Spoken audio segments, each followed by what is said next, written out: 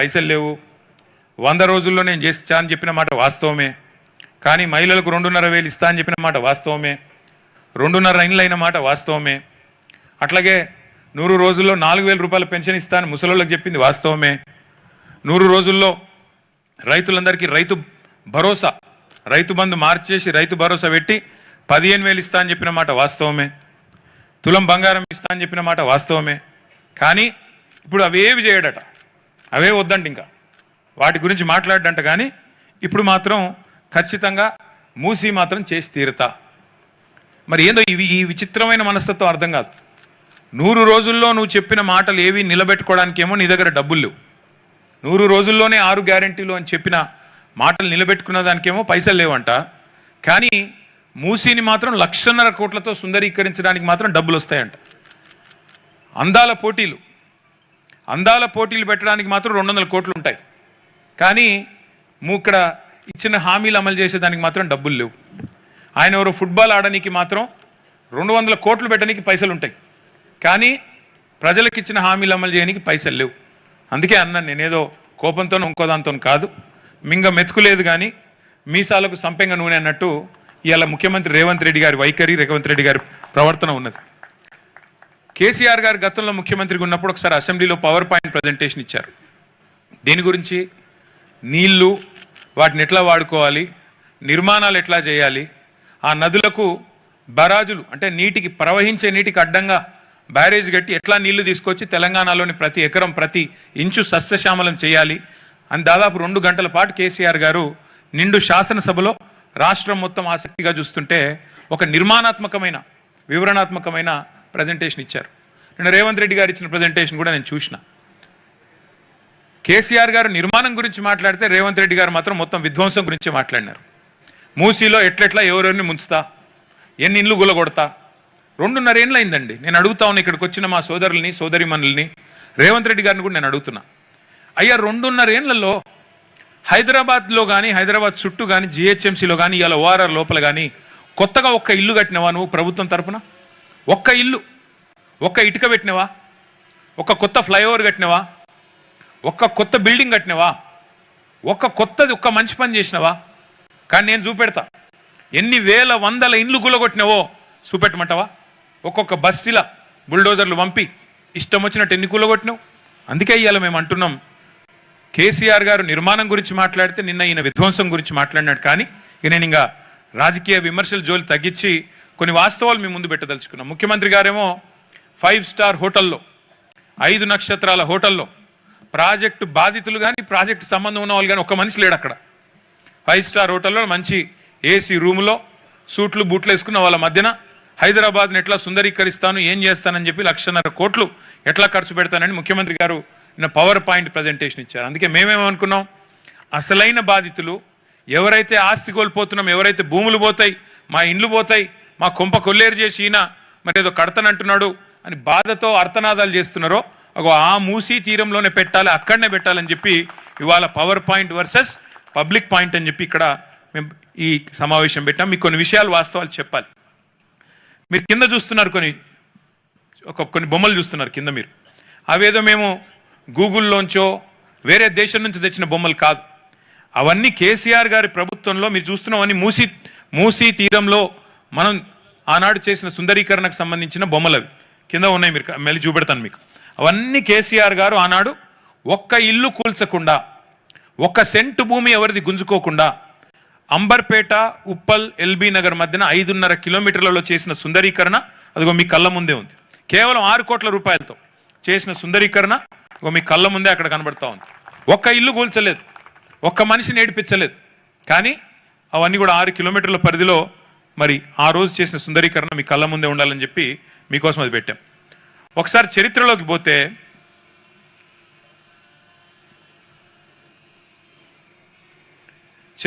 పోతే అసలు మూసీ పుట్టేది మీకు వికారాబాద్ అనంతగిరి అడవుల్లో అక్కడ పుట్టి కిందికి ముచ్చుకుందా నది అంటే నేటి మూసీ నది మొత్తం పైన రంగారెడ్డి జిల్లా నుంచి వికారాబాద్ జిల్లా నుంచి ప్రవహించి హైదరాబాద్ నుంచి కిందికి పోతూ కిందికి నల్లగొండ నుంచి కిందికి పోయి నల్లగొండ జిల్లా వాడపల్లి దగ్గర కృష్ణానదిలో కలుస్తుంది. కృష్ణానది అల్టిమేట్గా పోయి కింద సముద్రంలో కలుస్తుంది.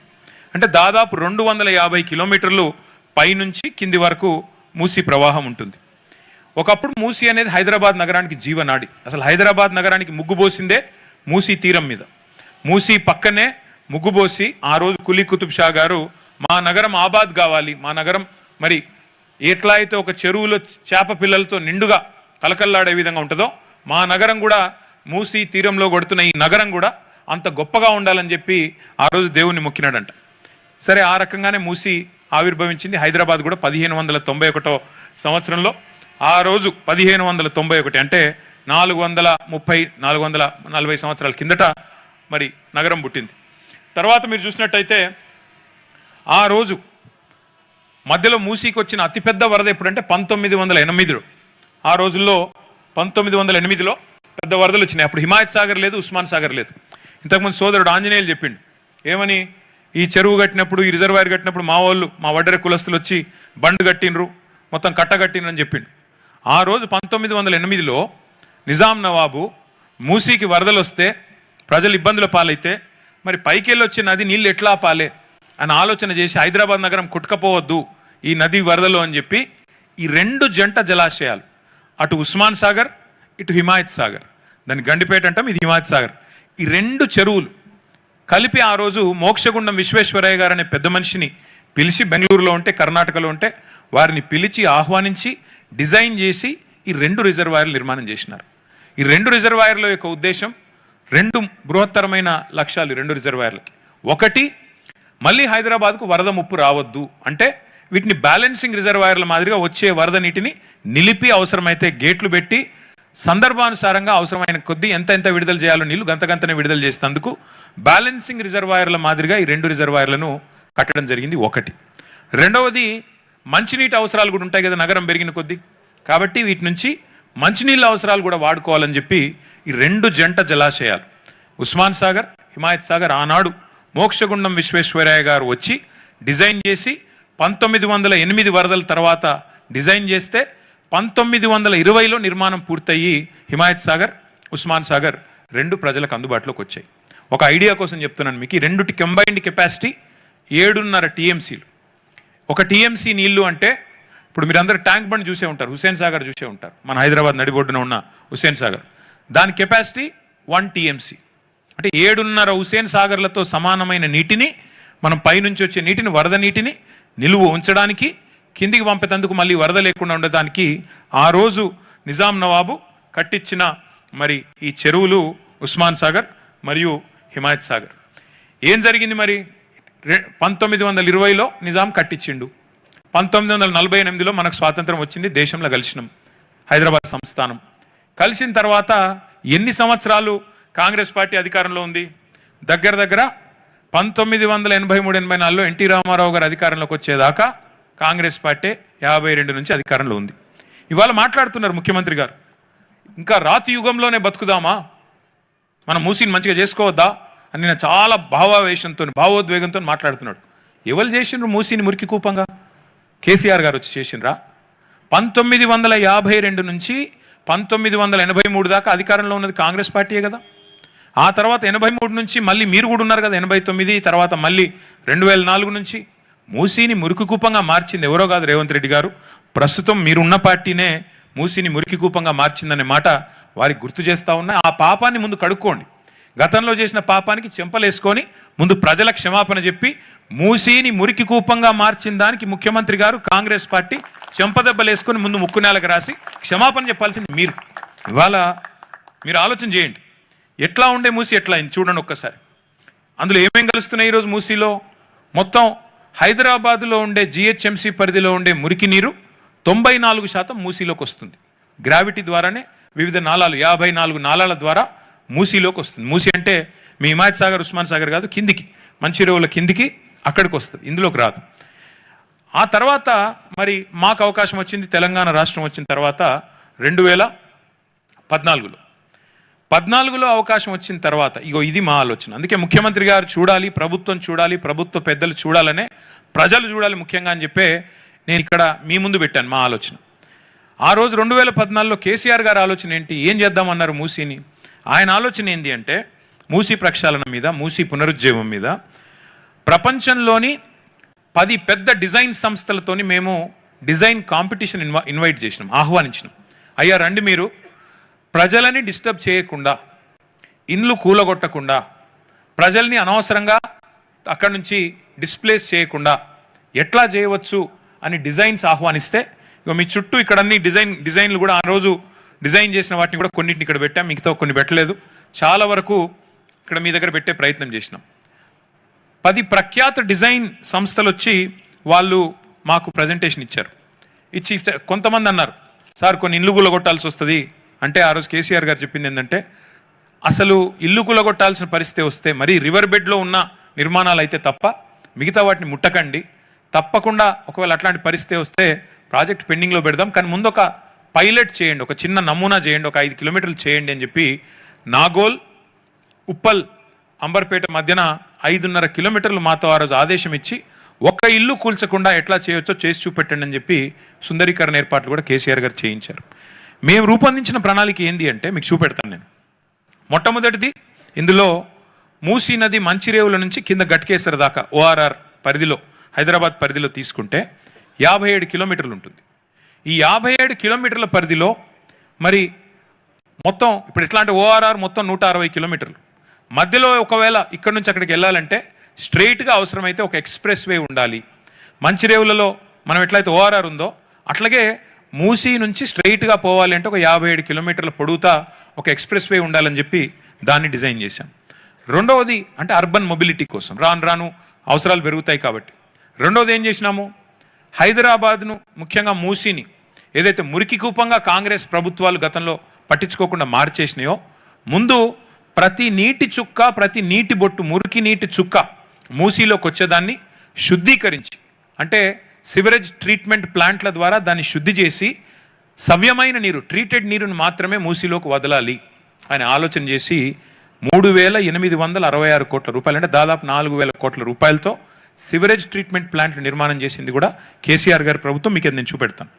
అట్లాగే మూసీ ఎట్లుంటుందంటే, మీరు మంచిరేవుల నుంచి గట్కేసర్ దాకా ఒక నీటి చుక్క ఇట్లా మీరు నీళ్లు పోస్తే జర్రున జారి కిందికి వెళ్ళిపోద్ది. ఎందుకంటే దాదాపు ఇట్లా ఏటవాలుగా ఉంటుంది మూసీ, జారిపోతుంది, నీళ్ళు ఆగాయి. ఇందాక ఒక సోదరుడు మాట్లాడుతూ అన్నారు, మొత్తం సంవత్సరంలో 10-20 రోజులు మాత్రమే మూసీలో నీళ్లు ఉంటాయి, మిగతా టైంలో నీళ్ళే రావు, దానికోసం మమ్మల్ని ఇబ్బంది పెడతారా అని.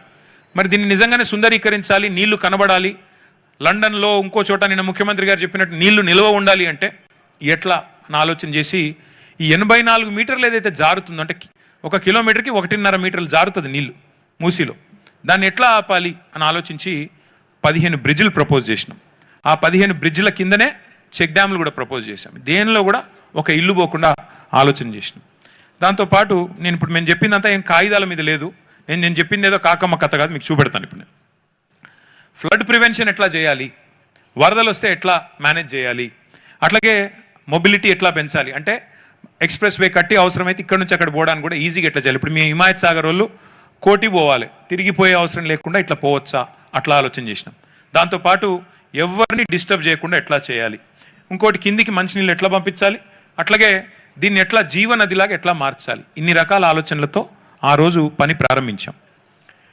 ఏం చేశాము, ఆ రోజు కేసీఆర్ గారు మాకు ఇచ్చిన ఆదేశం, మొత్తం ఏం డిజైన్ చేయమన్నారు. ముందు ఈ అన్ని పనులకి ఎన్ని డబ్బులు అవుతాయి అని అడిగితే 16,634 కోట్ల రూపాయల అంచనా వ్యయంతో ఆ రోజు ఒక కార్పొరేషన్ 2016-17 సంవత్సరంలో ఆనాటి కేసీఆర్ గారి ప్రభుత్వం ఏర్పాటు చేసింది. Musi river development corporation, MRDCL అనే కంపెనీ ఏర్పాటు చేయడం జరిగింది. కానీ మళ్ళీ చెప్తా ఉన్నా, MRDCL 2016లో 17లో 10 ఏళ్ల కింద ఏర్పడ్డా ఒక్క ఇల్లు కూడా మేము కూలగొట్టలేదు. కూలగొట్టకుండా ఏం పనులు చేయాలో ముందు ఆ పనులు చేసుకుంటూ వచ్చినాం. ఏం పనులు అవి? ఇది మేము చేసిన పని. ఫస్ట్ పని ఏంది, కేసీఆర్ గారు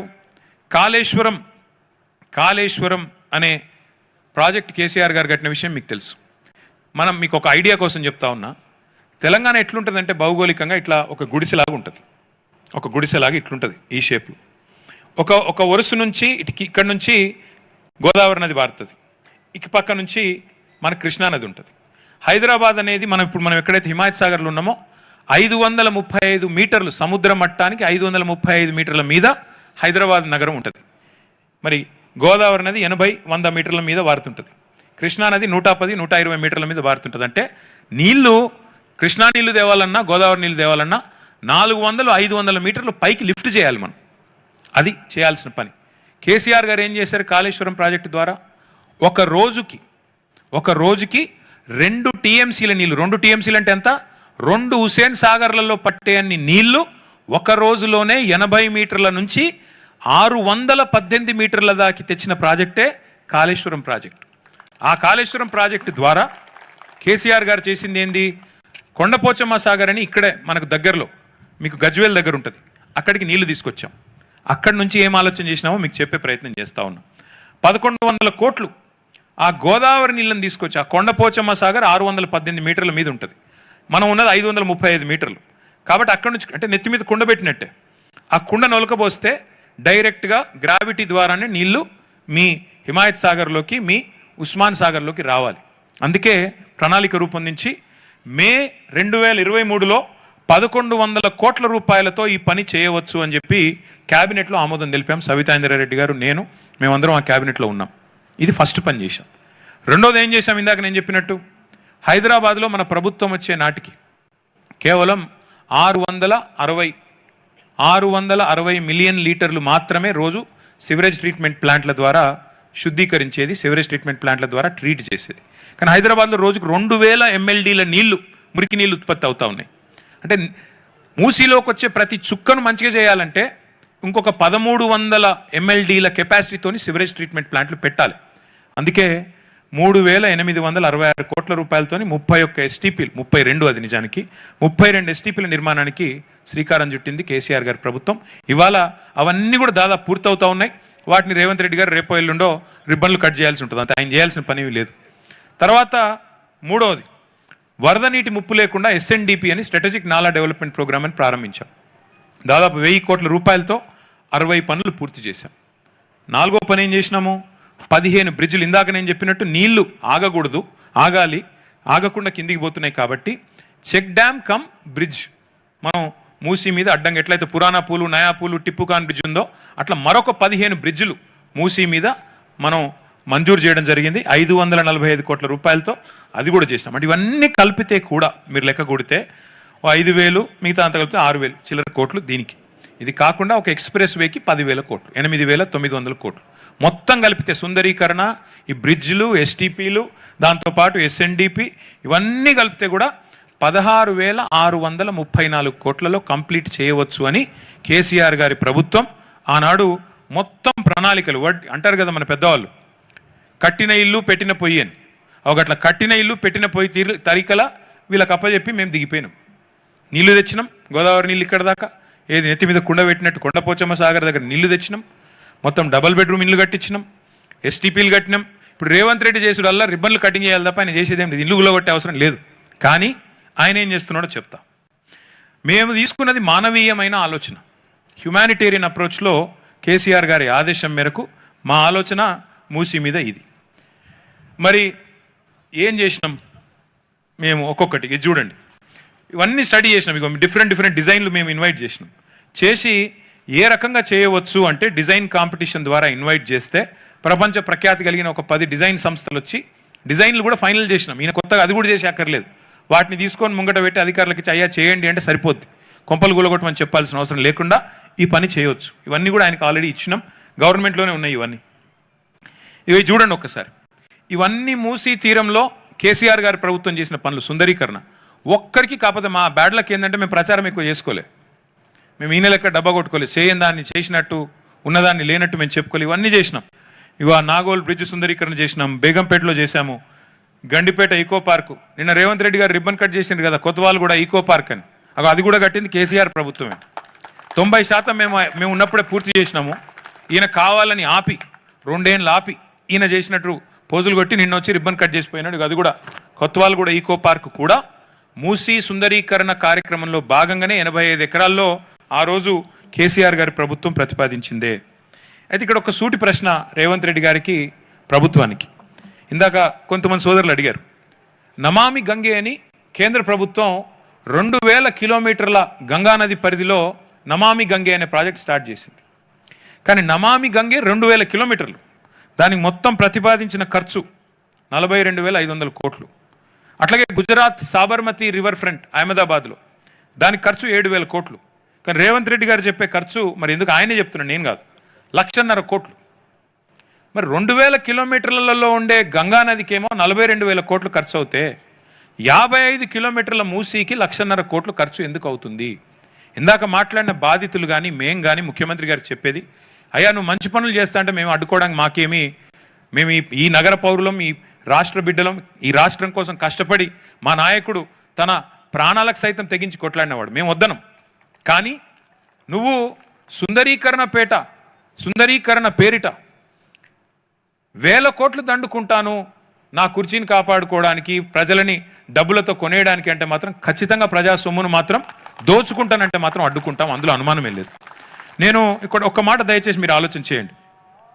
విచిత్రమైన విషయం, ఆయన అసలు మూసీ కోసం పనిచేస్తుండా లేదా మూసీ పక్కన ఉన్న భూముల మీద కనుబడి ఆపుతున్నాడా మాకైతే అర్థం కావట్లేదు. నేను ముఖ్యమంత్రి గారు ఓపెన్గా అంటున్నాడు, నేను రియల్ ఎస్టేట్ వ్యాపారం చేస్తే తప్పేంటి, ప్రభుత్వం రియల్ ఎస్టేట్ వ్యాపారం చేస్తే తప్పేంది అని ఉల్టా దబాయిస్తూ ఉన్నాడు. దేశవ్యాప్తంగా మేధావులు ఇవాళ అనుమానాలు వ్యక్తం చేస్తున్నారు. మేధా పాట్కర్ గారు ఆఖరికి విచిత్రమైన విషయం, ఏ గాంధీ గారి బొమ్మ పెడతానని ముఖ్యమంత్రి గారు అంటున్నారో ఆ గాంధీ గారి మునిమన్మడు తుషార్ గాంధీ చెప్తున్నాడు, అయ్యా మా తాతగారి పేరు మా ముత్తాత గారి పేరు నాశనం చేయకు నువ్వు, ఆయన పేరు మాట్లాడకు నువ్వు, దయచేసి ఆయన పేరు చెప్పి నువ్వు కొంపలు కొల్లేరు చేయకు, అనవసరంగా ఆయనకి చెడ్డ పేరు తెక్కుని గాంధీ గారి మునిమన్మడు కూడా మొత్తుకుంటున్నాడు. అయినా రేవంత్ రెడ్డి ఇంటలేడు. ఒక్కసారి నేను మీకు ఒక మాట చూపెట్టాలి. ఇది చూడండి, ఇవన్నీ ఆ రోజు మూసీ తీరంలో కేసీఆర్ ప్రభుత్వం చేసిన సుందరీకరణ. ఇందాక నేను చెప్పాను కదా, నాగోలు ఉప్పల్ మధ్యలో చేసిన అంబర్పేట మధ్యలో అని, ఇవన్నీ ఆ రోజు కేవలం 6 కోట్ల రూపాయలతో మాత్రమే ఒక్క ఇల్లు కూలగొట్టకుండా కేసీఆర్ గారు ఇవన్నీ చేసి పెట్టారు. ఏదో గేటెడ్ కమ్యూనిటీ కాదు, ఇది ఉప్పల్ బగాయతు నాగోలు అంబర్పేట ప్రాంతంలో 5.5 కిలోమీటర్ల పరిధిలో 2 వైపులా కేసీఆర్ గారి ప్రభుత్వం ఆనాడు చేసిన సుందరీకరణ యొక్క ఫలితాలు మీ కళ్ళ ముందు ఉన్నాయి. మరి ఇది నువ్వెందుకు చేయలేకపోతున్నావు రేవంత్ రెడ్డి గారు నేను అడుగుతా ఉన్నా. మీరెందుకు మా మాదిరిగానే, మా ప్రభుత్వం మాదిరిగానే ఇల్లు కూలగొట్టకుండా ఎందుకు చేయలేకపోతున్నారు? అయితే ఈ మధ్యన ఇందాక చాలామంది మిత్రులు బఫర్ల గురించి, FTLల గురించి పాపం చాలా బాధగా, ప్రభుత్వమే చెప్పింది కదా, ప్రభుత్వమే అమ్మింది కదా, మేము కొనుక్కున్నాం కదా, డబ్బులు కట్టినాం కదా, రిజిస్ట్రేషన్లు కట్టించుకున్నారు కదా, ఇంటి పన్ను కడుతున్నాం కదా, మీరే కాగితాలు ఇచ్చారు కదా, మీరే రిజిస్ట్రేషన్లు చేశారు కదా, మరి మీరెట్లా అడుగుతున్నారు అంటున్నారు. ముఖ్యమంత్రి గారు ఏం చెప్తున్నారు, అధికారులు ఏం చెప్తున్నారు, బఫర్ జోన్ మీ రాజేంద్ర నగర్ RDO గారు చెప్పింది నేను విన్నాను, 500 మీటర్లు అటు 500 మీటర్లు ఇటు బఫర్ జోన్ ఉంటుంది అంటాడు. అంటే బఫర్ జోన్లు కేవలం పేదవాళ్ళకి మధ్యతరగతి ప్రజలకు మాత్రమే ఉంటాయా, పెద్దవాళ్ళకు ఉండవా? నేను ఒకటి అడుగుతా ఉన్నా ముఖ్యమంత్రి గారిని, అసలు నీ సొంత ఇల్లు, రేవంత్ రెడ్డి గారి సొంత ఇల్లు, వాళ్ళది వీళ్ళది కూడా కాదు, కొడంగల్లో రేవంత్ రెడ్డి సొంత ఇల్లు కోస్గి అనే గ్రామంలో ఉంది, కోస్గి అనే మండల కేంద్రంలో ఉంది మున్సిపాలిటీలో. ఆయన ఇల్లు ఉన్నది రెడ్డికుంట అనే ప్లేస్లో ఉంది. అంటే ఆయన ఇల్లు కూడా ఒక మొత్తం చెరువు మధ్యలో FTLలోనే ఉంది. ఇది వాస్తవం నేను చెప్పేది. ఇప్పుడు నేను 10 సార్లు చెప్పాను, నేను చెప్పింది తప్పైతే రేవంత్ రెడ్డి గారు మీరు రేపు కాగితాలు బయట పెట్టండి. రేవంత్ రెడ్డి పేరు ఉన్న ఇల్లు కొడంగల్లో చెరువులో ఉన్నమాట వాస్తవమా కాదా, FTLలో ఉన్నమాట వాస్తవమా కాదా చెప్పాలని చెప్పి నేను ప్రభుత్వాన్ని డిమాండ్ చేస్తా ఉన్నా. ఆ జిల్లా కలెక్టర్ గారు, నారాయణపేట జిల్లా అనుకుంటా, జిల్లా కలెక్టర్ గారు నేను డిమాండ్ చేస్తా ఉన్నా, మేము చెప్పేది వాస్తవమా కాదా బయట చెప్పండి. రెండవది, మీ సొంత సోదరుడు రేవంత్ రెడ్డి గారి సొంత సోదరుడు యనుమల తిరుపతి రెడ్డి, ఆయన ఇల్లు ఈరోజు దుర్గం చెరువు FTLలో ఉంది. ఏమన్నా ఎందుకే ఆయనది కూలగొడతలేరంటే హైకోర్టు ఆర్డర్ ఉందంటారు. మరి అమీన్పూర్ చెరువు కిందనేమో హైకోర్టు ఆర్డర్లు ఉంటే వాళ్ళనేమో మెడలు బట్టి నూకేస్తారు, అనుముల తిరుపతి రెడ్డి కాడికి పోయే వరకు మాత్రం కోర్టు ఆర్డర్లు అడ్డం వస్తున్నాయా? అంతెందుకండి నేను అడుగుతా, అంత దూరం ఎందుకు? ఇక్కడ మనం హిమాయత్ సాగర్లో ఉన్నాం, కావాలంటే కెమెరాలతో మా దగ్గర రండి. ఇప్పుడు ఇక పక్కనే ఉన్నాయి పొంగులేటి శ్రీనివాసరెడ్డి ఇల్లు, చెరువు ఎక్కడుంది, ఆయన ఇల్లు ఎక్కడుంది చూసొద్దామా? నేను చెప్పేది తప్ప హిమాయత్ సాగర్ వాళ్ళు చెప్పాలి. వెనక చెరువును పూడ్చి మరీ కట్టిండు ఆయన, మరి హైడ్రా కనబడతలేదా? అంతేందుకు ఇప్పుడు హిమాయత్ సాగర్ గిన్నె ఉంది కదా, అందులో నట్ట నడుమన పట్నం మహేందర్ రెడ్డిది గెస్ట్ హౌస్ ఉన్నది, చూద్దామా పోయి? నేను చెప్పేది కరెక్టేనా హిమాయత్ సాగర్ వాళ్ళు? ఇవేవి కనబడతలేవు. ఇంకా విచిత్రం ఏంటంటే అసలు పాత 20 ఏళ్ళ కింద కట్టిన అపార్ట్మెంట్లు గులగొడతాడట, కానీ కడుతున్న అపార్ట్మెంట్లు ముట్టడట. ఇప్పుడు మూసీలో కడుతున్న అపార్ట్మెంట్లు ముట్టడట, 20 ఏళ్ళ కింద కడుతున్నాయి మాత్రం గులగొడతాడట. ఏమనాలి నేను, నాకు అర్థం కాక అడుగుతా. అగో వెంకటస్వామి వివేక్ ఇంకో మంత్రి వివేక్ వెంకటస్వామి గారి ఇల్లు కూడా ఇళ్ళనే ఉంది చెర్ల. కేవీపీ రామచంద్రరావు ఇల్లు గిల్లనే ఉంది. అన్ని చెర్లనే ఉన్నాయి. వీళ్ళెవ్వరు కూడా పేదవాళ్ళు కాదు, మధ్యతరగతి ప్రజలు కాదు, అందరూ ప్రముఖ రాజకీయ నాయకులు, కాంగ్రెస్ నాయకులు. కానీ వాళ్ళ ఇల్లు మాత్రం ఏ అధికారి ముట్టడు, వాళ్ళకి ఏ బఫర్ జోన్ ఉండదు, ఏ FTL వర్తించదు, ఏ సహజ న్యాయ సూత్రాలు వీళ్లకు మాత్రం వర్తించవు. అవి రమ్య గారి ఇల్లు పోతుంది, లేకపోతే మా నారాయణ స్వామి ఉన్న హనుమాన్ నగర్ ఎత్తవతల వారిస్తా అంటాడు, హిమాయత్ సాగర్లో మీరు కట్టుకున్న ఇళ్ళన్నీ బేకారంటాడు. కానీ హిమాయత్ సాగర్ చెరువు మధ్యలో ఉన్న పట్నం మహేందర్ రెడ్డి మాత్రం మంచిగా ఉండాలి, హిమాయత్ సాగర్లో చెరువును పూడ్చి కట్టిన పొంగులేటి శ్రీనివాసరెడ్డి మాత్రం నిక్షేపంలాగా ఉండాలి. ఇదేనా న్యాయం? ఇదేనా పద్ధతి? మీరు చేసే ప్రాజెక్ట్ ఇది? అసలు మీకు నీతి అంటూ ఉందా ముఖ్యమంత్రి గారికి? అందుకే నేను అనేది, మీరు మసిబూసి మారేడుకాయ చేసి ఎన్ని అబద్ధాలు చెప్పినా వాస్తవాలు వాస్తవాలుగానే ఉంటాయి. చూడండి, ఆ రోజు మేము చేసింది మొత్తం చెత్త అంతా సాఫ్ చేసినాం. సాఫ్ చేసి తర్వాత ఏం చేసినాం అంటే చూడండి, మూసీలో క్లీనప్ చేసి ఎక్కడికక్కడ వాక్వేస్ నిర్మాణం చేసి కింద లైటింగ్ పెట్టి పక్కది మొత్తం ఫినిష్ అయిపోయిన తర్వాత చేసింది లైటింగ్ పెట్టి నీట్గా దీన్ని అట్లా మార్చినాం. వీటికి ఎక్కడ ఒక్క కుంప కూడా మేము కూలగొట్టలేదే, దీనికి ప్రచారం చేసుకోలేదు. ఇన్నిలాగా 5 స్టార్ హోటళ్ళల్లో బిల్డప్ ఇచ్చి ప్రజెంటేషన్లు ఇచ్చి వేల కోట్ల రూపాయలు భూములు గుంజుకుంటా రియల్ ఎస్టేట్ చేస్తా అని బిల్డప్ ఇవ్వలేదే. ఆ రోజుకి చేసిన డిజైన్లు ఇవి. ఎక్కడైతే కాన్ఫ్లుయెన్స్ పాయింట్ ఉందో అక్కడ మేము మా ప్రభుత్వంలో మీరు గమనించండి, ఎక్కడ కూడా ఒక నిర్మాణం, ఒక సిమెంట్ కాంక్రీట్ స్ట్రక్చర్ ప్రతిపాదించలేదు. చూడండి, మీకు ఒక విషయం చూపెడతాను. ఇప్పుడు నేను ముఖ్యమంత్రి గారి డిజైన్లో మీరు చూడండి, ఎక్కడైనా సరే ఏమైనా పార్కులు ఎక్కడైనా జాగు ఉంటే అది కూడా వేరే వాళ్ళ ఆస్తులు గుంజుకోకుండా ప్రభుత్వ జాగాలు ఉంటే అందులో పార్కులు పిల్లలు ఆడుకోవడానికి ఆహ్లాదంగా ఉండేదానికి ఇట్లా తయారు చేసాం తప్ప, కాచిగూడ స్టేషన్ దగ్గర కూడా ఎట్లా చేయాలి మరి ఆ తీరం వెంబడ ఇట్లా ఆలోచించాం తప్ప ఎక్కడ కూడా ప్రజల ఆస్తులు లాక్కోవాలి, ప్రజల కొంపలు కూలగొట్టాలి అని ఆలోచన చేయలేదు. దాంతోపాటు ఇవన్నీ ఇంటర్నేషనల్ డిజైన్స్ ఆ రోజు చేయించిన మీరు గమనించండి జాగ్రత్తగా. చుట్టుపక్కల ఎక్కడ కూడా వేటిని కూడా డిస్టర్బ్ చేయలేదు మేము. మీరు జాగ్రత్తగా చూడండి డిజైన్స్లో, చుట్టుపక్కల వేటిని డిస్టర్బ్ చేయకుండా అవసరమైతే ఆ బ్రిడ్జ్లలో కూడా కొత్త కొత్త ఎలిమెంట్స్ తీసుకొచ్చి వాటిల్లోనే పార్కులు ఆ బ్రిడ్జ్ల మీదనే ఏర్పాటు చేసి కింద మూసి నీట్గా పోయేటట్టు చుట్టుపక్కల గ్రీనరీ మాత్రం పెట్టి ప్రజల ఆస్తులు మాత్రం ఛిద్రం కాకుండా చూడమని మా నాయకుడు కేసీఆర్ గారు చెప్తే అట్లే డిజైన్ చేసినాం తప్ప పేదల కడుపు కొట్టి వాళ్ళ భూములు గుంజుకొని వాళ్ళ ఆస్తులు వాళ్ళ కొంపలు కూల్చేసి వాళ్ళను గోసబెట్టితే ఏం లాభం అని చెప్పి మా నాయకుడు చెప్తే అది హైకోర్టు ముంగట డిజైన్ సాలార్జింగ్ మ్యూజియం ముంగట. అంటే ఈ రకంగా ఆ రోజు డిజైన్లు ఇవన్నీ ప్రభుత్వంలో ఉన్నాయి. ఇప్పుడు నేను చెప్పిన డిజైన్లు ఏది కొత్తది కాదు, నాది కాదు, నా సొంతది కాదు. ప్రభుత్వంలో ఆనాడు మున్సిపల్ మంత్రిగా మేము గీయించిన డిజైన్లు ప్రభుత్వ పైసలతోనే, నా పైసలతో కాదు, ప్రజల పైసలతోనే గీయించిన డిజైన్లు ఇవన్నీ పక్కకు వారేసింది. ఇప్పుడు ఎందుకు ముఖ్యమంత్రి గారికి చుట్టుపక్కల మీరు చూడండి, మొదటి ఫేజ్లోనే 22-23 కిలోమీటర్ల ఫేజ్లోనే ముఖ్యమంత్రి గారి కన్ను 3300 ఎకరాల మీద పడ్డది. ఒక్కొక్క ఎకరం ఎంత ఉంటుంది విలువ ఇవాళ హైదరాబాద్లో? ఇంతకుముందు ఆ చెల్లె కరెక్ట్గా చెప్పింది, ఏమన్నది, అన్న మాది ఇక్కడ 0 వాల్యూ అంట, పక్కన కోకాపేటలోనేమో 150 కోట్లకు 100 కోట్లకు అమ్ముతారంట, మాది 0 వాల్యూ ఎట్లయితుంది అన్న, మాకి ఈడికి ఆడికి 2 కిలోమీటర్లు లేదు అని అడిగింది ఆ చెల్లె. అంటే ఎంత? 3300 ఎకరాలు అంటే ఒక్కొక్క ఎకరానికి యావరేజ్గా 50 కోట్లు వేసుకున్నాం. పోనీ కోకాపేట కాదు కాబట్టి 50 కోట్లు, 100 కోట్లు కాబట్టి 50 కోట్లు సగం వేసుకుందాం అంటే ఎంత అవుతుంది? 1,50,000 కోట్లు. ఎవడు అబ్బ సొమ్మిది? ఇదేనా మరి ముఖ్యమంత్రి గారు చేయాల్సిన పని? అందుకే ఇవాళ ప్రజల మధ్య నుంచి అడుగుతున్నాం ప్రశ్నలు. ముఖ్యమంత్రి గారు సమాధానం చెప్పండి. ఈ డిజైన్లన్నీ ఎక్కడ మాయమైనాయి? మరి ప్రభుత్వంలో లేవా? కొత్తగా ఇచ్చిండంటే ఎవరికో అంతర్జాతీయంగా పాకిస్తాన్ కంపెనీ ఒక దాన్ని నిషేధిస్తే ఆ కంపెనీకి ఇచ్చిండంట 160 కోట్లు. ఏది? డిజైన్లకే. మరి డిజైన్కే 160 కోట్లు అంటే డిజైన్ చేసేటోడే 160 కోట్లు మింగిండంటే ఇక ముఖ్యమంత్రి గారి కథ ఏందో మీరు ఆలోచన చేయండి, ప్రభుత్వం కథ ఏందో మీరు ఆలోచన చేయండి, వాళ్ళ ఆలోచన ఏందో మీరు అర్థం చేసుకోండి. ఇవన్నీ ఆ రోజు గీయించిన డిజైన్లు. ఇదేది నా కవిత్వం కాదు, నా ఒక్క పైసలు లేదు ఇందులో, నా వ్యక్తిగత పైసలు లేవు, ప్రజల పైసలతోనే కేసీఆర్ గారి ప్రభుత్వం ఆనాడు మూసీ మీద ప్రపంచ ప్రఖ్యాత కంపెనీలతో డిజైన్లు ఆహ్వానించి ఈ రకంగా చేశాం తప్ప ఎక్కడ కూడా మేము ప్రజల ఆస్తులు ధ్వంసం చేయాలని ఆలోచన చేయలేదు. కొత్వాల్ కూడా పార్కు కట్టినా, గండిపేట దగ్గర పార్కు కట్టినా, ఈ అంతర్జాతీయ డిజైన్లు చేసినా, ఒక సివరేజ్ ట్రీట్మెంట్ ప్లాంట్లు కట్టినా మేము ఒక్క ఇల్లు కూల్చలేదు. అట్లాగే ఇవన్నీ డిజైన్లు. దీన్ని ఇందాక నేను చెప్పిన కదా, అది కొండపోచమ్మ సాగర పైన కనబడేది 618 మీటర్ల మీద ఉంటుంది. అది ఆడికెళ్ళి 27 కిలోమీటర్లు మనం రావల్కోల్ చెరువు దగ్గర తీసుకొచ్చి ఆ చెరువులో కొండపోచమ్మ సాగర్ నుంచి నీళ్లు పోస్తే మళ్ళీ ముత్తంగి జంక్షన్ నుంచి ఆ నీళ్లు తీసుకొచ్చి మనకి ఉస్మాన్ సాగర్ కరెక్ట్గా 545 మీటర్ల మీద ఉంటుంది.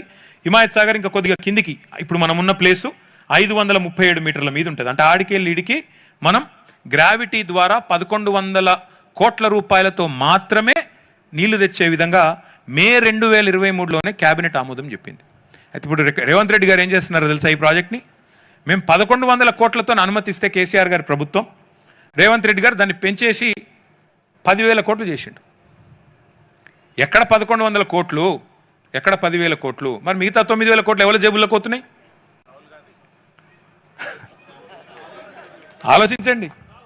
మరి ఆ రోజు మాకిచ్చింది ప్రతిపాదన మాది కాదు కదా, నాకో కేసీఆర్ గారికో మాకు తెలియదు కదా లెక్కలు.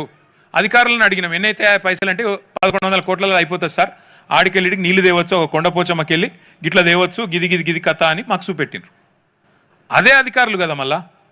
మరి రేవంత్ రెడ్డి గారు రాగానే సడన్గా 10 రెట్లు ఎట్లా పెరుగుతుంది?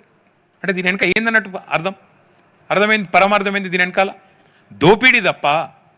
నేను అందుకే అంటున్నాం, మేము మూసీ సుందరీకరణకు కానీ మూసీ పునరుజ్జీవానికి కానీ మేము వ్యతిరేకం కాదు, కానీ భూముల ఆక్రమణకు పేదల సంపద కొల్లగొట్టడానికి మాత్రం ఖచ్చితంగా మేము వ్యతిరేకం. 1100 కోట్లతో అయిపోయేదానికి నువ్వు 10,000 కోట్లతో నేను చేస్తా అంటే మేము అది సవాల్ చేయకపోతే మరి మేము ఎందుకున్నాం ఇక ప్రతిపక్షంలో ప్రజల తరపున? అందుకే మీకు అర్థం కావాలనే ఇదంతా చూపెడుతున్నా నేను. అట్లే ఇగో ఇది మీకు ఐడియా ఉండాలని చెప్తా ఉన్నా. ఇది మూసీ ప్రవహించే పద్ధతి. మీరు పైనుంచి హిమాయత్ సాగరు, ఉస్మాన్ సాగరు, దాని నుంచి కింద అక్కడ ఔటర్ రింగ్ రోడ్లో గట్కేసర్ దాకా మొత్తం మనం ఎట్లా జాలువారుతూ పోతుందో మూసి మీకు కనబడుతుంది. అందుకే ఏం చేసినాము, చెక్ డ్యామ్లు మొత్తం 15 చెక్ డ్యామ్లు కట్టి ఈ 55-57 కిలోమీటర్ల పరిధిలో మనం ఎక్కడికక్కడ నీళ్లు నిల్వ ఉంచినట్టయితే ప్రజలు పిల్లలు వచ్చినా ఆడుకున్నా చేసినా ఆ చుట్టుపక్కల ప్రజలకు కానీ హైదరాబాద్ ప్రజలకు కానీ ఆహ్లాదంగా ఉండేదానికి ఈ రకంగా చెక్ డ్యామ్లు కూడా గ్రేడియంట్ బట్టి డిజైన్ చేయడం జరిగింది. ఇది మనం కట్టిన ఎస్టీపీలు. నేను చెప్పిన ఏమి సినిమా స్టోరీలు కాదు, ఇవి మనం కట్టి నిర్మాణం పూర్తి చేసి ఈ ప్రభుత్వానికి అప్పచెప్పిన ఎస్టీపీలు. ఇవి మొత్తం 31 ఎస్టీపీలు. కోకాపేటలో ఒకటి కట్టినాం, ఇక్కడ పక్కనే ఉంటుంది, కావాలంటే మీరు పోయి చూడొచ్చు. నేను సబితక్కనే గతంలో ఇనాగరేట్ కూడా చేసినాం. 31 ఎస్టీపీలు. అంటే మీకు ఒక గొప్ప విషయం చెప్పాలి ఇక్కడ. కేసీఆర్ గారి విజన్ ఎంత గొప్పది అంటే భారతదేశంలోనే ఏ నగరం కూడా ఇవాళ 100% సివరేజ్ ట్రీట్మెంట్ చేస్తలేదు. ఈ 31 పూర్తయితే హైదరాబాద్ అనేది నెంబర్ 1 నగరం అవుతుంది మొత్తం సివరేజ్ ట్రీట్మెంట్ చేసే ఒక్క నగరం. అది కేసీఆర్ గారి విజన్. అంటే మూసీలోకి ఒక్క చుక్క నీళ్లు కూడా మురికి నీరు రావద్దు, శుద్ధి చేసిన నీరే రావాలి. తద్వారా కింద ఇందాక సోదరులు చెప్పినారు నల్గొండ పోవాలి, మనం ఎక్కడికి పోయే అవసరం లేదు. నల్గొండ ప్రజలకు కూడా మనం ఆల్రెడీ మంచినీళ్ళు ఇవ్వాలి, వారికి కూడా శుద్ధి చేసిన నీళ్ళే కిందికి పోవాలని చెప్పి 31 ఎస్టీపీల నిర్మాణం కూడా కేసీఆర్ గారే పూర్తి చేశారు. కాదు ఈ 31 ఎస్టీపీలు మనకు జిహెచ్ఎంసీ పరిధిలో వస్తాయి. ఇంకొక 31 ఎస్టీపీలకు కూడా మనమే ప్రతిపాదన పెట్టాం, రేవంత్ రెడ్డి గారు పెట్టలేదు. అమృత్ 2 స్కీమ్ కింద నేనే మున్సిపల్ మంత్రిగా ఆనాడు పోయి మీకు చూపెడతా, అది కూడా ఒక్క నిమిషం. మొత్తం 31 ఎస్టీపీలు, కెపాసిటీ 1260. చూడొచ్చు వివిధ దశల్లో నిర్మాణంలో ఉన్నప్పుడు మేము దగ్గరుండి పర్యవేక్షించి, ఇది ఫతేనగర్ కుకట్పల్లి కాన్స్టిట్యున్సీలో కట్టిన ఎస్టీపీ, దగ్గరుండి పర్యవేక్షించి వాటిని పూర్తి చేయడం జరిగింది. ఇగో కోకాపేటలో మా ఉప్పల్ ఎమ్మెల్యే గారు ఇక్కడే ఉన్నారు, ఉప్పల్లో, నల్లగండ్లలో, ముల్లకత్వాలో, పాలపిట్ట పార్క్ దగ్గర, అట్లాగే పెద్ద చెరువు, ఫతేనగరు, కోకాపేట, ఇవన్నీ కూడా 31 ఎస్టీపీలు. ఒక్క నీటి చుక్క కూడా మళ్ళీ రేవంత్ రెడ్డి గారు కొత్తగా చేయాల్సిన అవసరం ఏం లేదు. మురికి నీరు అనేది ట్రీట్ చేసిన తర్వాతనే మూసీలోకి వదలడానికి కట్టించింది మొత్తం కేసీఆర్ గారు అనే మాట కూడా నేను మీకు విజ్ఞప్తి చేస్తా ఉన్నా. ఇది ఇందాక నేను చెప్పింది. Telangana MA&UD minister KT Rama Rao meets Hardeep Singh Puri. దేనికి? ఇక చూడండి ఇక్కడ ఒక్క నిమిషం. 2వ ఫేజ్ అమృత్లో కూడా మాకు అక్కడ రాసింది చూడండి. 2వ ఫేజ్ అమృత్లో మాకు మరొక 62 ఎస్టీపీలు కావాలి. మాస్టర్ ప్లాన్లో 62 ఉన్నాయి, మేము 31 కడుతున్నాము. ఇంకొక 31కి మీరు అనుమతి ఇవ్వండి. Phase 1 31 STPs would be taken up at rupees 3,800 crore. 3 STP packages are under tender stage అని చెప్పి మిగతా వాటికి డబ్బులు ఇవ్వండి అని అమృత్ స్కీమ్లో కూడా 2వ దశ కోసం కూడా కేసీఆర్ గారి ప్రభుత్వమే ఆనాడే మొత్తం ప్రతిపాదనలు కేంద్ర ప్రభుత్వానికి కూడా సమర్పిస్తే మొన్నవి మంజూరు వచ్చినాయి. దాన్ని రేవంత్ రెడ్డి గారు నేను చేసినా అని చెప్పుకుంటా ఉన్నాడు. కానీ అవి కూడా ఆ రోజు కేసీఆర్ గారి ప్రభుత్వమే చేసింది. మనం చేసిన ప్రయత్నం మొత్తం మీ కళ్ళ ముందు ఇక్కడ ఉంది. ఎట్లా సివరేజ్ ట్రీట్మెంట్ ప్లాంట్లు కట్టాలి, ఎట్లా మూసిలో శుద్ధి చేసిన నీరు వదలాలి. తర్వాత ఇగో లాస్ట్ మైల్ కోసం ఏం చేశామంటే ఇంటర్సెప్టర్ సూవర్స్ అని ఉంటాయి. ఇందాక నిన్న రేవంత్ రెడ్డి గారు మాట్లాడితే నాకు అర్థం కాలేదు. ఆయన నిజంగా అప్పుడప్పుడు మాట్లాడితే ఉండి మాట్లాడుతుండా లేక మాట్లాడుతుండా కూడా అర్థమవుతుంది. నేను ఇట్లా మాట్లాడితే మళ్ళీ నాకు పొగరు ఎక్కువ, అహంకారం ఎక్కువ అని మళ్ళీ కాంగ్రెస్ వాళ్ళు తిడతారు. అయినా చెప్తున్నా, బాధ ఎక్కడ అనిపిస్తుంది అంటే మీరు మున్సిపల్ మంత్రి, 5,000 ఆటోలు ఇచ్చినాం, ఆటోలో చెత్త ఎత్తుతుండ్రో లేదో నాకు తెలియదు, ఏమనాలి మరి నిన్నగా? నేను ముఖ్యమంత్రిని, కానీ రైతు బంధు చేసినా రైతు రుణమాఫీ చేసినా పడయో లేవో నాకు తెలియదు, ఏమనాలి నిన్ను చెప్పండి? ఇట్లా అంటేనేమో మళ్ళీ బాధ అనిపిస్తుంది. కానీ నిన్ను అంటాడు ఎస్టీపీలో నీళ్ళు తీసుకొచ్చి ట్రీట్ చేసిన నీళ్ళు తీసుకొచ్చి మూసిలోకి ఇడిచిపెట్టాను. మరి ఇడిచిపెట్టాలా? నీ జూబ్లీ హిల్స్ ప్యాలెస్ ఇడిచిపెట్టాలనా? ట్రీట్ చేసిన నీళ్ళు మూసిలోకి ఇడిచిపెడతాం కదా, ఇంకేడు ఇడిచిపెడతాం? ఆ ఇడిచిపెట్టే ముందు కూడా ఇంటర్సెప్టర్ సువర్స్ అని మేము ప్రతిపాదించి మొత్తం ఇప్పుడు 54 నాళాలు ఉంటాయి కదా, ఆ 54 నాళాల నుంచి వచ్చే వాటిని కొన్నిటిని ఒక దగ్గర తీసుకొచ్చి అవన్నిటిని ఇంటర్సెప్ట్ చేసి ఒక దగ్గరికి మళ్ళిచ్చి ట్రీట్ చేసి ఆ ట్రీటెడ్ వాటర్ని మూసిలోకి వదులుతాము. ట్రీట్మెంట్ అయినాక ఇంకెక్కడ వదులుతాం? మరి మీ ఇంటికి వదులుతామా? ఈ మాట అంటే కోపం వస్తుంది ఆయనకి, మళ్ళీ నాకు అహంకారం పొగరు ఈ మాటలు మాట్లాడతారు. ఇది కూడా తెలియని ఆయన మున్సిపల్ మంత్రి ఎట్లయితాడు? ఇది కూడా తెలియని ఆయన మూసి సుందరీకరణ చేస్తారంట, మనం వినాలంట. ఇంకా విచిత్రం మీరు చూడండి, మాకు ఆశ్చర్యం అనిపించేది. అసలు ఈ ప్రాజెక్టు అంటే నేను నిన్న చట్టాలు పాటిస్తామని చెప్తారేమో అనుకున్నా. అసలు ఈ ప్రాజెక్టు విషయంలో ఈ రోజు వరకు 2.5 ఏళ్ళు అయింది నీ ప్రభుత్వం వచ్చి. ఎన్వైరన్మెంట్ ఇంపాక్ట్ అసెస్మెంట్ చేసినవా? సోషల్ ఇంపాక్ట్ అసెస్మెంట్ చేసినవా? అసలు డీటెయిల్డ్ ప్రాజెక్ట్ రిపోర్ట్ ఉందా నీ దగ్గర? సమగ్ర ప్రణాళిక ఉందా? ఈ ప్రశ్నకు సమాధానం ఉందా ప్రభుత్వంలో? నిన్నేం చెప్పారు? డిపిఆర్ ప్రజెంటేషన్ ఇస్తామన్నారు. ఆయన నరసింహారెడ్డి గారు మాట్లాడితే ఏం చెప్తున్నాడు? మీ దగ్గర సూచనలు అన్నీ తీసుకొని ఇప్పుడు డిపిఆర్ తయారు చేస్తామని చెప్తున్నాడు. ఏం అర్థం చేసుకోవాలి ప్రభుత్వాన్ని? ఎట్లా అర్థం చేసుకోవాలి? నువ్వు డిపిఆర్ఏ తయారు చేయలేదు, మరి పోయి రిచ్మండ్ విల్లాస్లో 2 మార్కులు ఎందుకు వేస్తున్నావు? నువ్వు పోయి ప్రజల ఆస్తుల మీద 2 మార్కులు ఎందుకు వేస్తున్నావు? వాళ్ళని 0 వాల్యూ ఎందుకు చేస్తున్నావు? ఎందుకు ప్రాహిబిటెడ్ లిస్ట్లో పెడుతున్నావు? డిపిఆర్ఏ దిక్కులేదు నీకు, అసలు ఏం చేస్తావో నీకే తెలియదు. అట్లాంటప్పుడు ఎందుకు ప్రజల ఆస్తులను ఈ రకంగా చేస్తూ ఉన్నావు? ఇంకా విచిత్రమైన మాట రేవంత్ రెడ్డి గారు చెప్తున్నారు, మేము టీడీఆర్లు ఇస్తాం. ఇందాక సోదరుడు చెప్తా ఉన్నారు టీడీఆర్ల గురించి, ఆయన సైంటిస్ట్ గారు. టీడీఆర్ అంటే ట్రాన్స్ఫరబుల్ డెవలప్మెంట్ రైట్స్, కానీ ఈ ప్రభుత్వం వచ్చినాక టీడీఆర్ నిర్వచనం మారిపోయింది. ఇప్పుడు టీడీఆర్ అంటే తిరుపతి రెడ్డి, రేవంత్ రెడ్డి వాళ్ళ అన్న, మొత్తం ఆయనే కొనుక్కొని ఆయన కింద వేసుకొని కూర్చున్నాడు. ఉన్నమాట చెప్తున్నా మీకు, అట్లా మారిపోయింది పరిస్థితి. అందుకే ఇప్పుడు మీ టీడీఆర్కి విలువ కూడా లేదు, ఓన్లీ తిరుపతి రెడ్డి దగ్గర ఉంటేనే దానికి విలువ. ఇది వాస్తవం, నేను చెప్పేదేం అబద్ధం కాదు. మీకు ఏదో కాగితం ఇచ్చినట్టు ఇచ్చి ఇవాళ మీకు 0 వాల్యూ ఉందని చెప్పి రేవంత్ రెడ్డి గారు చెప్తా ఉన్నారు. నేను అనేది అందుకే రేవంత్ రెడ్డి గారికి, అయ్యా ఇలా 0 వాల్యూ ఎవరికి ఉందయ్యా అంటే మా వాళ్ళ ఆస్తులకు కాదు, నీ మాటలకు 0 వాల్యూ ఉంది. రేవంత్ రెడ్డి గారు ముఖ్యమంత్రిగా నీ మాటకు 0 వాల్యూ ఈరోజు మార్కెట్లో. అందుకే నేను ఎవరు నమ్మతలేరు వాస్తవాలు చెప్పాలి అంటే. ఇంకొక మాట నేను అడుగుతా, ఒక అపార్ట్మెంట్ వాళ్ళ గురించి మొన్న వాళ్ళని మచ్చిక చేసుకోవడానికి అందులో 2-3 జర్నలిస్టులు ఉన్నారు. వాళ్ళని కాకబట్టి వాళ్ళని బుట్టలు వేసుకోవడానికి ముఖ్యమంత్రి గారు పాపం చాలా అష్టకష్టాలు పడి, మీరు జర్నలిస్టులు ఏమనుకోకురు పోయి ఏమంటాడు, ఆ అపార్ట్మెంట్ వాళ్ళకి నేను మాటిస్తున్నా, పక్కకే 7 ఎకరాలు కొనిస్తా, మీకు అందులోనే ఇంకా బెహతరీన్ కట్టిస్తా అంటుండు. చాలా ఆశ్చర్యం అనిపించింది నాకు. మరి మిగతా వాళ్ళ సంగతి ఏంది? హనుమాన్ నగర్ వాళ్ళ సంగతి ఏంది? హిమాయత్ సాగర్ వాళ్ళ సంగతి ఏంది? వీళ్ళకు కూడా జాగాలకు బదులు జాగిస్తావా? పక్కకే ఇస్తావా? సరిపడా జాగాకు బదులు జాగా ఇవ్వాలి కదా, ఒకరికి ఇస్తే అందరికి ఇవ్వాలి కదా. మరి అపార్ట్మెంట్ వాళ్ళని ఒక తిరిగా, బస్తీలను ఒక తిరిగా చూడొద్దు కదా. ప్రభుత్వం అన్నాక అందరు ఒకటే కదా, అందరికి ఓట్లు ఉన్నాయి. మీరైనా ఓటెత్తారు, అంబానీకి ఒకటే ఓటు, మనకు ఒకటే ఓటు. వాళ్ళేం మన 1000 ఓట్లు 1,00,000 ఓట్లు ఉండవు కదా. అందుకే రేవంత్ రెడ్డి గారు, మీరు ఇంతవరకు R&R అసలు ఆలోచన చేసిండ్రా? రిలీఫ్ అండ్ రీహాబిలిటేషన్ ఆలోచన చేసిండ్రా?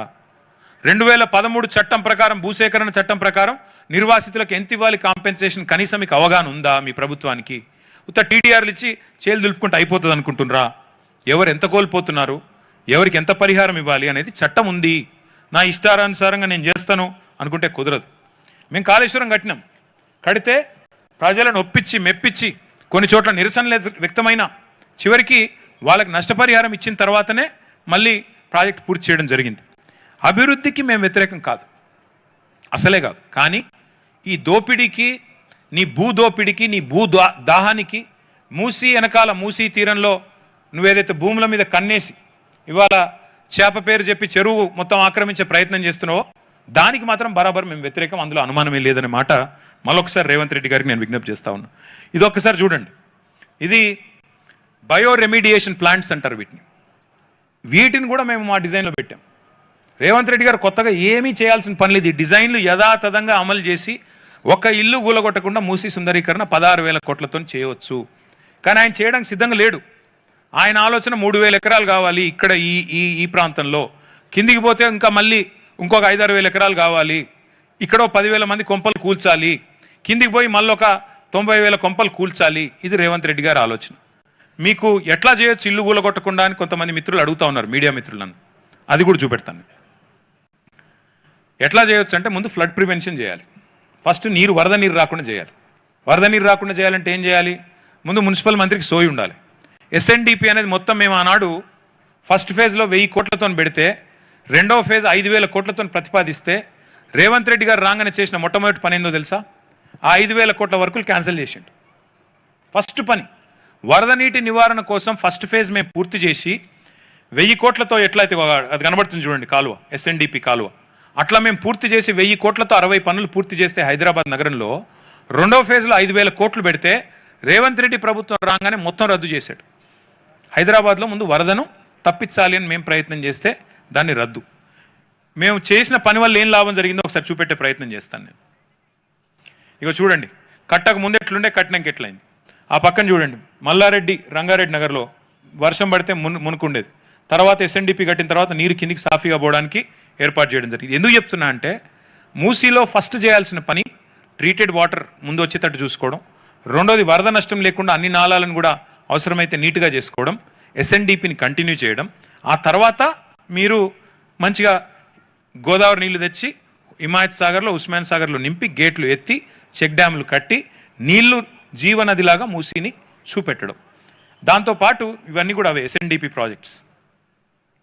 చూడండి, ఆ రోజు పేపర్లు రాసిన వార్తలు ఎట్లా SNDP వల్ల కొన్ని కాలనీలకు ముంపు తప్పింది చూపెడతాను మీకు. ఇగో 14 ప్రాంతాలకు వరద నుంచి విముక్తి ఈనాడులో. ఇగో హిందూ అనే paper, SNDP covered areas largely free from flooding this season. అంటే SNDP తీసుకోవడం వల్ల ఏ రకంగా వరద ముప్పు తప్పింది అని చెప్పి పేపర్లు రాసిన వార్తలు ఆ రోజుల్లో. ఇవన్నీ కూడా ఎక్కడెక్కడ చేశాము పనులు కూడా అవన్నీ లిస్ట్ ఉంది చూడండి అక్కడ. నమస్తే తెలంగాణ పేపర్లో మొత్తం ఏ నియోజకవర్గంలో ఎన్నెన్ని చేసినాం. ఇక్కడ పర్టికులర్గా ఒక్క చాలు మీకు. నేను ముషీరాబాద్లో దగ్గర మేము గారు ఎమ్మెల్యే గారు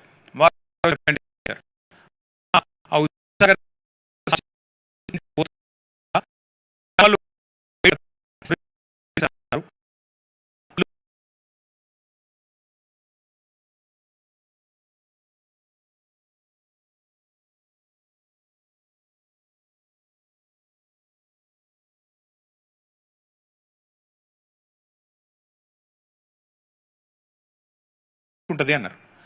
420 ఇళ్లలో ఒక్క ఇల్లు పోకుండా దాన్ని వైడెన్ చేసి చూపెట్టిన ఘనత కేసీఆర్ గారి ప్రభుత్వాన్ని ముషీరాబాద్లో. నేను చెప్పింది తప్పైతే నేను ఏ శిక్షకైనా సిద్ధం. కావాలంటే రేవంత్ రెడ్డి గారు ఇలా ఆయనే మున్సిపల్ మంత్రి, కావాలంటే పోయి చూసుకోవచ్చు.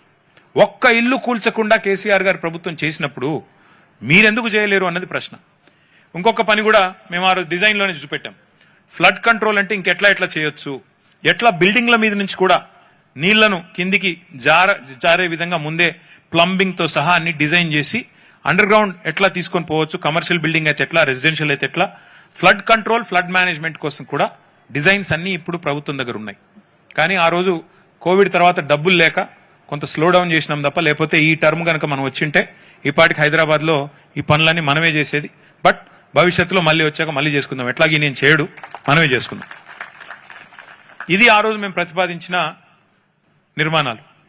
ఎవ్వరికి డిస్టర్బెన్స్ లేకుండా నీట్గా ప్రజలకు ఆహ్లాదం ఉండేటట్టు, అట్లాగే పక్కనే మనకి అవసరమైతే ఆ కొల్లూరు నుంచి నార్సింగ్ దాకా ఎట్లయితే సైక్లింగ్ ట్రాక్స్ కూడా కట్టామో, ఎక్కడ జాగా ఉంటే ప్రభుత్వ భూమి ఉంటే అక్కడ అట్లా చేయాలి అని ప్రతిపాదించాము. ప్రతిపాదించడమే కాకుండా చేసి చూపెట్టాం. మీరు చూడండి, ఆ పైన చేసి చూపెట్టింది, పైన మీరు చూస్తున్నది చేసి చూపెట్టింది, కిందనేమో ప్రతిపాదించిన బొమ్మ. ఇవేవి AI జనరేటెడ్ కాదు. నేను రేవంత్ రెడ్డి గారు చూపెట్టిన అన్ని ఆర్టిఫిషియల్ ఇంటెలిజెన్స్ జనరేటెడ్ ఇమేజెస్ తప్ప, మళ్ళీ అందులో కొన్ని కేసీఆర్ గారు ప్రభుత్వం చేసిన బొమ్మలు అవి కూడా చూపెడతాను మీకు. అవి వాడుకున్నారు తప్ప ఏమీ లేదు. ఇది ఇక్కడ ఒక్క మాట నేను చూపెట్టాలి. ఇది ఒక 57 కిలోమీటర్లు మంచిరేవుల నుంచి కీసర దాకా మనం ప్రతిపాదించిన ఒక ఎక్స్ప్రెస్ వే. మీరు ఇక్కడ ఒకటి చాలా జాగ్రత్తగా గమనించండి. మీకు నేను చెప్పేది, మంచిరేవుల నుంచి కింది దాకా మనం మూసీ మీదుగానే ఎక్స్ప్రెస్ వే ప్రతిపాదించినాం 8,900 కోట్ల రూపాయలతో. ఏం లాభం దీనివల్ల? మీరు చుట్టూ తిరిగిపోయే అవసరం లేకుండా ఇమ్లీబన్లో బస్ ఎక్కితే ఒకవేళ మీరు మళ్ళీ స్ట్రైట్ గా ఊరంతా తిరిగి కిషన్ బాగ్ నుంచి కిందికి మహబూబ్ నగర్ పోయే అవసరం లేకుండా, కర్నూలు పోయే అవసరం లేకుండా ఆ బ్రిడ్జ్ ఎక్కి ఓఆర్ఆర్ ఎక్కి కిందికి స్ట్రైట్ గా వెళ్ళిపోయేటట్టు డిజైన్ చేయడం జరిగింది. తద్వారా ఏం లాభం అంటే ఈ మూసీ పరివాహక ప్రాంతంలో ఉండే ప్రజలకు కూడా కోర్ సిటీలోకి పోవాలన్నా, బయటికి పోవాలన్నా, ఇటు పోవాలన్నా ఇబ్బంది లేకుండా మనం ప్రతిపాదించిన బ్రిడ్జ్లు కూడా మీకు కనబడతా ఉన్నాయి. 15 బ్రిడ్జెస్ ఈ మొత్తం మూసీ మీద ఇవన్నీ కూడా డిజైన్ చేసినాం. ఇక్కడ మీరు 15 బ్రిడ్జ్లు కూడా మూసీకి కొత్త వన్నెలు పేరిట ఆ రోజు సాక్షి పేపర్ రాసింది. 15 బ్రిడ్జ్లు ఎక్కడెక్కడ కట్టాము, ఎక్కడెక్కడ ప్రతిపాదించాము, వాటికి మేమే శంకుస్థాపనలు కూడా చేశాము. మొత్తం డీటెయిల్స్ 545 కోట్ల రూపాయలతో బ్రిడ్జ్ కింద చెక్ డ్యామ్. తద్వారా నీళ్ళు ఆపాలి, వాటిని మరి రేపటి రోజున ఎట్లా వినియోగించాలి. మొత్తం అక్కడి నుంచి ఇక్కడ దాకా ఇక్కడ చాలా జాగ్రత్తగా ఒకటి గమనించండి దయచేసి. ఒకసారి హ్యాండ్ మైక్ ఉందా? ఒకటి గమనించండి. ఆ పైన ఎక్కడైతే జాగా ఉందో మీరు గమనించండి. ఇక్కడ చాలా ఇంపార్టెంట్ ఇది. హ్యాండ్ మైక్ ఉందా? ఇది ఒక్కటి చూడండి. ఇక్కడ ఎక్కడైతే జాగుందో, ఎక్కడైతే ప్రభుత్వానికి రోడ్డు పక్కకు వెసులుబాటు ఉందో, ఇక్కడ గ్రీన్ లా కనబడుతుందిగా, గ్రీన్ లైన్, అక్కడ రెండు దిక్కుల చెరువు, రెండు దిక్కుల మనం రోడ్డు డిజైన్ చేశాం. ఎక్కడైతే జాగా లేదో ఆ రెడ్ లైన్ కనబడుతుంది కదా, అందులో మూసీ మధ్యలోకి వెళ్ళి తీసుకొని పోయినాం తప్ప ఒక్క ఇల్లు కూలగొట్టకుండా చేయాలి అనే అట్లా డిజైన్ చేశాం. మళ్ళీ కిందికి పోతే ఊరు దాటిన తర్వాత మీకు జాగా ఉంది. అందుకే మళ్ళీ అక్కడ కింద మళ్ళీ గ్రీన్ కనబడుతుంది మీకు. అంటే తీరంలో కట్టుకోవడానికి రోడ్డు మధ్యలో మాత్రం ఎట్లా డిజైన్ చేశామంటే ఆ మధ్యలో ప్రాంతం ఎర్రదంతా కనబడేది, ఎక్కడ కూడా డిస్టర్బెన్స్ లేకుండా, ఎవరికి ఇబ్బంది లేకుండా, ఒక్క ఇల్లు కూల్చకుండా చేయాలి అని కేసీఆర్ గారు ఏదైతే చెప్పారో దానికి అనుగుణంగానే ఆ రోజు మేము డిజైన్ చేయడం జరిగింది. దాని నమూనాలు కూడా మీకు చూపెడతాయి. మూసీ మధ్యలోకి వెళ్ళి తీసుకుపోయినాం డిజైన్. ఎందుకు? మీకు పక్కన ఎవరిది కూలగొట్టద్దు, మిమ్మల్ని డిస్టర్బ్ చేయొద్దు. అందుకే ఆ రోజు డిజైన్ నమూనా ఇది ప్రభుత్వంలోనే ఉంది, ఇది నాది కాదు. ప్రభుత్వంలో రేవంత్ రెడ్డి దగ్గర ఉంటుంది. మధ్యలోకి వెళ్ళి తీసుకుపోయినాం. ఇక ఇది కరెక్ట్ గా హైకోర్టు ముంగట ఇట్లా ఎక్కడెక్కడ అవకాశం ఉందో అంటే వాటికి అప్ అండ్ డౌన్ ర్యాంప్స్. ఆ మధ్యలో ఎక్స్ప్రెస్ వే ఉంటుంది, దాని పక్కన ఎక్కడెక్కడ దిగాలి, ఒకవేళ అంబర్పేట పోవాలంటే మధ్యలో ఒక ర్యాంప్, అట్లాగే ఓల్డ్ సిటీకి మలక్పేట దిగి పోవాలంటే ఒక ర్యాంప్, అట్లా ఇచ్చి మొత్తానికి 57 కిలోమీటర్ల స్కైవే కూడా ఆ రోజు ఈ ప్రతిపాదన 16,000 కోట్లలోనే ఆ 57 కిలోమీటర్ల స్కైవే ప్రతిపాదన కూడా అందులోనే ఉంది. దాంతో పాటు మధ్యలో బ్రిడ్జెస్ అన్నిటి మీద కూడా మనం టూరిజం స్పాట్స్ గా, పబ్లిక్ లైబ్రరీలు, అట్లా వాటిని కల్చరల్ స్పాట్స్ గా, కల్చరల్ సెంటర్స్ గా డిజైన్ చేసి చాలా వినూత్నమైన మోడల్స్ తో వాటిని కూడా ఆ రోజు మొత్తం డిజైన్ చేయించి ప్రభుత్వంలో ఉన్నాయి. ఇవన్నీ కూడా ఇది మనం చేసింది నాగోల్లో. ఇందాక నేను చెప్పింది ఇదే. నాగోల్లో 6 కోట్ల రూపాయలతో చేసిన సుందరీకరణలో ఒక భాగం ఇది. ఇప్పుడు వీళ్ళు మెయింటెనెన్స్ లేక ఇట్లా అయిపోయింది. అది వీళ్ళు వచ్చినాక 2.5 ఏళ్లలో దాన్ని నాశనం చేస్తే అక్కడ మొత్తం పెచ్చులు లేచిపోయి అట్లా అయింది. కానీ మొత్తం సుందరీకరించి పెట్టింది ఆ రోజు కేసీఆర్ గారి ప్రభుత్వం. ఇవన్నీ కూడా ఆ రోజు సుందరీకరణలో భాగంగా 5.5 కిలోమీటర్ల పరిధిలో వాక్వేలు, ఓపెన్ జిమ్లు, ల్యాండ్స్కేపింగ్లు, గ్రీనరీ, ఇవన్నీ కూడా మీరు చూడండి. ఒక సైక్లింగ్, వాకింగ్ ట్రాక్స్, ఇవన్నీ కూడా ఆ రోజు కేసీఆర్ గారి ప్రభుత్వం చేసింది. అందుకే మేము అంటున్నాం, ఇవాళ ప్రజలు కోరుకుంటున్నది, మేము డిమాండ్ చేస్తున్నది కూడా డెవలప్మెంట్ మోడల్ కోరుతున్నాం. మీరేమో డిస్ట్రక్షన్ మోడల్ తీసుకొచ్చి, బుల్డోజర్ మోడల్ తీసుకొచ్చి కూలగొడతాం, ఏదైతే అది చేస్తామంటే దాన్ని మాత్రం ఖచ్చితంగా వ్యతిరేకించి తీరుతామని చెప్పి కూడా రేవంత్ రెడ్డి గారికి నేను విజ్ఞప్తి చేస్తా ఉన్నా. ఇక్కడ జస్ట్ మీకు కంపారిజన్ కోసం చెప్తా ఉన్నా. ఆ రోజు కేసీఆర్ గారు ఆయన ప్రభుత్వం డిజైన్ చేసిందేమో 16,000 కోట్లకి, మీరేమో 1,50,000 కోట్లు అంటున్నారు. కేసీఆర్ గారు చేసిందేమో డిజైను మూసీ పునరుజ్జీవం, మీరు చేసింది ఏంది? మూసీ భూముల ఆక్రమణ పథకం కింద ఒక రియల్ ఎస్టేట్ ప్రాజెక్ట్ కింద దీని చుట్టూ ఉన్న భూములు ఎట్లా లాక్కోవాలి, ఎట్లా గుంజుకోవాలనే దాని మీద మీ ఆలోచన. ఆ రోజు ఒక డిజైన్ కాంపిటీషన్ చేసి 10 కోట్ల రూపాయల్లో మొత్తం 10 డిజైన్లు రెడీ చేసి పెట్టి గవర్నమెంట్లో ఉంది. మీరేం చేశారు? 160 కోట్ల రూపాయలు ఒక బ్లాక్ లిస్టెడ్ కంపెనీ, పాకిస్తాన్ లో కూడా black listed company, red corner notice ఉన్న కంపెనీ, ఆ కంపెనీకి 160 కోట్ల రూపాయలు ప్రజల సొమ్ము తగలబెట్టింది రేవంత్ రెడ్డి ప్రభుత్వం.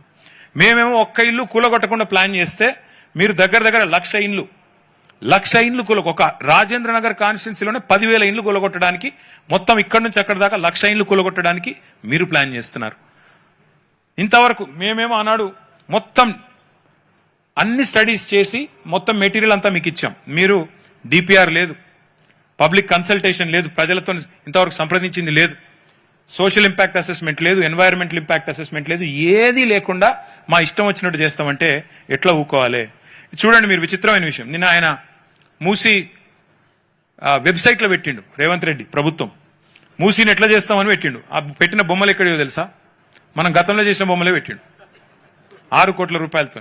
అందుకే అంటున్నాం, నకల్ మారనే కోబి అకల్ చాయి అంటారు కదా, గట్ల గంత తెలివి నీళ్ళకు. మీరు ఇక్కడ చూడండి, 3,279 ఎకరాలు 10,000 నిర్మాణాలు తీసుకుంటా అని చెప్పి మన గెజెట్ ఇచ్చిండు. ఎందుకు కావాలి గన్ని?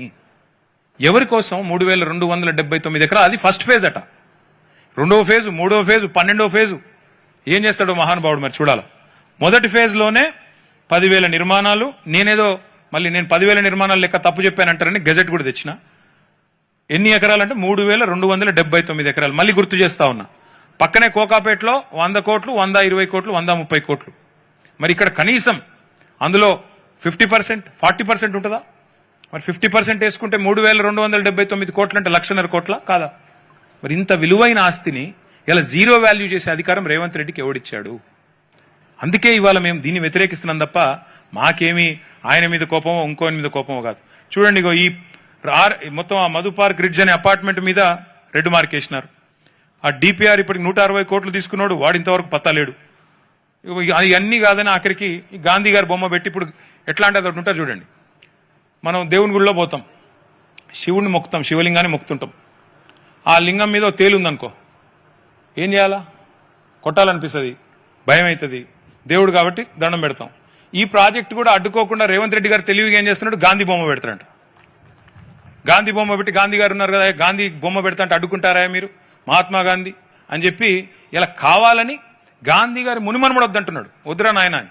అయినా నేను మాత్రం గాంధీ బొమ్మ పెడతా అని చెప్పి ఇవాళ గాంధీ సరోవర్ పేరిట మొత్తం అందరినీ గోల్మాల్ చేసే ప్రయత్నం ఈ ప్రభుత్వం చేస్తూ ఉంది. ఇది ఒకసారి ఇక వారు చూడండి, ఇక్కడ ఇంకా విచిత్రమైన విషయం ఒకటి చెప్తా మీకు. ఇప్పుడు ఈ బిల్డింగ్లు కనబడుతున్నాయా మీకు? ఇక్కడ ఈ బిల్డింగ్ కనబడుతుంది కదా,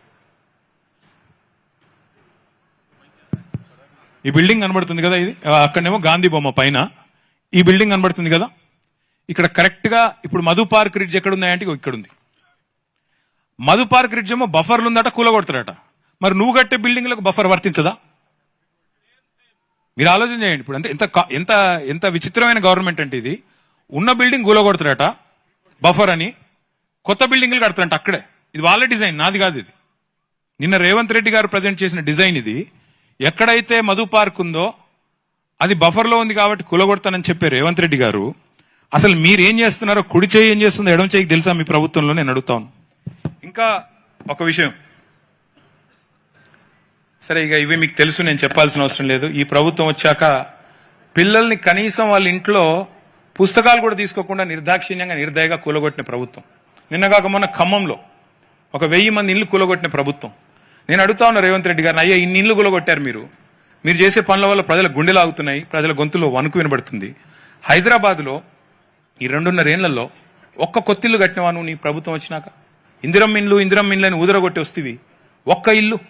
మరి ఒక్క ఇల్లు కట్టే తెలివి లేని నీకు 1000 ఇండ్లు కూలగొట్టే అర్హత ఉందా అని నేను అడుగుతా ఉన్నా. మీ సమాధానం చెప్పాలని చెప్పి రేవంత్ రెడ్డి గారిని నేను డిమాండ్ చేస్తా ఉన్నాను.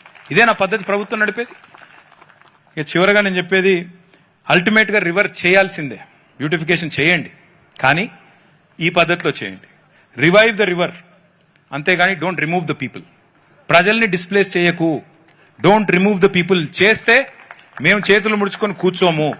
ఖచ్చితంగా నిన్ను అడ్డుకుంటాం, నిన్ను నిరోధిస్తాం, నిన్ను ఆపుతాం.